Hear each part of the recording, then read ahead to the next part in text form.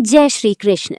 क्या आप जानते हैं कि भगवान श्री कृष्ण की कुल 16,108 पत्नियां थीं, लेकिन उनमें से 8 को सबसे प्रमुख माना जाता है, जिन्हें अष्टभार्या कहा जाता है।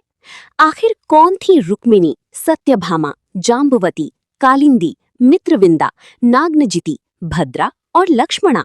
श्री कृष्ण ने इन 8 से विवाह क्यों किया? क्या इन विवाहों के पीछे केवल प्रेम था या फिर धर्म, राजनीति और दिव्य उद्देश्य भी जुड़े हुए थे? आज की इस विशेष वीडियो में हम जानेंगे श्री कृष्ण की 8 प्रमुख रानियों की पूरी कहानी, उनके स्वयंवर, विवाह और उनसे जुड़े रोचक रहस्यों के बारे में। तो वीडियो को अंत तक जरूर देखिए, क्योंकि हर विवाह के पीछे छिपी है एक अद्भुत कथा जो श्री कृष्ण की दिव्य जीवन को और भी महान बनाती है। तो आइए शुरू करते हैं भगवान श्री कृष्ण की अष्टभार्याओं की अद्भुत गाथा। राधे राधे, जय श्री कृष्ण। चलिए श्री कृष्ण की 8 रानियों, जिन्हें अष्टभार्या कहते हैं, उनकी अनोखी विवाह कथाओं और शक्तियों को करीब से समझते हैं। सोचने वाली बात है, ईश्वर से विवाह के लिए कैसी कैसी परम चुनौतियों का सामना करना पड़ा होगा। आइए देखते हैं। कहानी शुरू होती है विदर्भ की राजकुमारी रुक्मिणी से। वो राजा भीष्मक की बेटी थीं। उन्होंने कृष्ण के पराक्रम और गुणों के किस्से सुने थे और मन ही मन उन्हें अपना जीवन साथी चुन लिया। लेकिन यहाँ विलन थे उनके भाई रुक्मी। उनका घमंड रुक्मिणी की अपनी पसंद के आड़े आ रहा था। रुक्मी ने जबरन उनका विवाह शिशुपाल से तय कर दिया। आजकल भी परिवारों में ऐसे टकराव देखने मिलते हैं ना। पर रुक्मिणी ने गजब का भावनात्मक साहस दिखाया। उन्होंने इस थोपे गए फैसले को मानने से साफ इनकार कर दिया। उन्होंने एक ब्राह्मण के जरिए कृष्ण को गुप्त संदेश भेजा। पारिवारिक विवादों में आज भी स्पष्ट संवाद बहुत जरूरी है। अब आता है शादी का दिन। ये पूरा घटनाक्रम किसी थ्रिलर से कम नहीं था। खत मिलते ही कृष्ण बिना देरी किए अपने रथ पर सवार होकर एकदम सही समय पर पहुंच गए। उन्होंने निडरता से रुक्मिणी को मंदिर से सुरक्षित निकाला। यहाँ कृष्ण का सम्मान और प्रेम साफ झलकता है। ये सफल बचाव हमें सिखाता है कि सच्चे प्रेम और साहस से किसी भी विरोध को जीता जा सकता है। इसी को रुक्मिणी हरण कहते हैं, जिसके बाद उनका विवाह प्राचीन वैदिक रीति रिवाजों से संपन्न हुआ था। अष्टभार्या सिर्फ एक नाम नहीं है, ये 8 देवियां असीम भक्ति, शक्ति और अटूट साहस की जीती जागती मिसाल हैं। इन शाही विवाहों में शुरुआत तो शांतिपूर्ण रही, लेकिन धीरे धीरे पारिवारिक विरोध और चुनौतियां बहुत तेजी से बढ़ने लगी।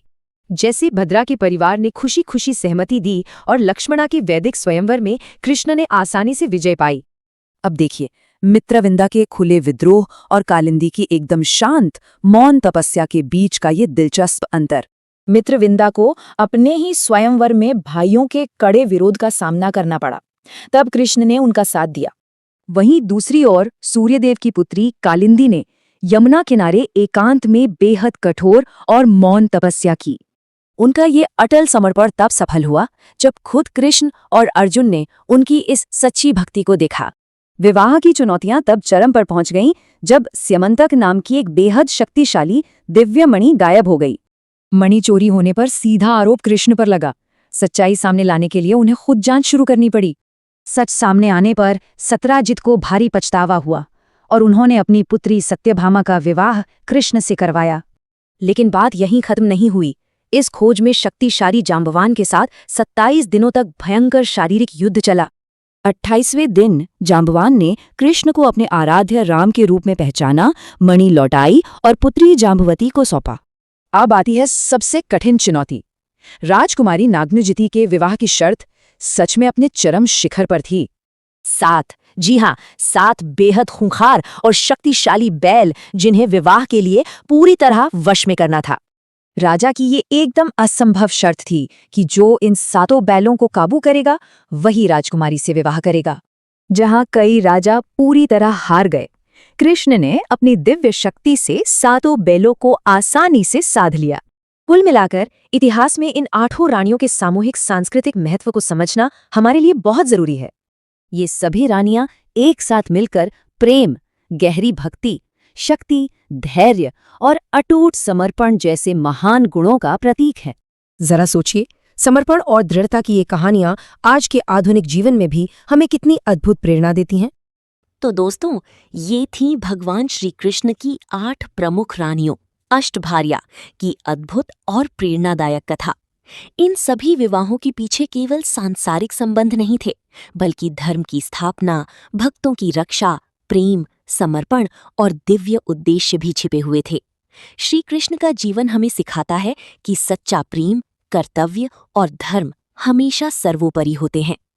अगर आपको ये वीडियो पसंद आई हो और आपने आज कुछ नया सीखा हो, तो वीडियो को लाइक, शेयर और चैनल को सब्सक्राइब करना ना भूलें।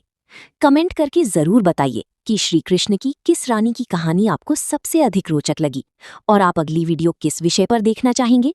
जय श्री कृष्ण, राधे राधे। ईश्वर की कृपा आप और आपके परिवार पर सदैव बनी रहे।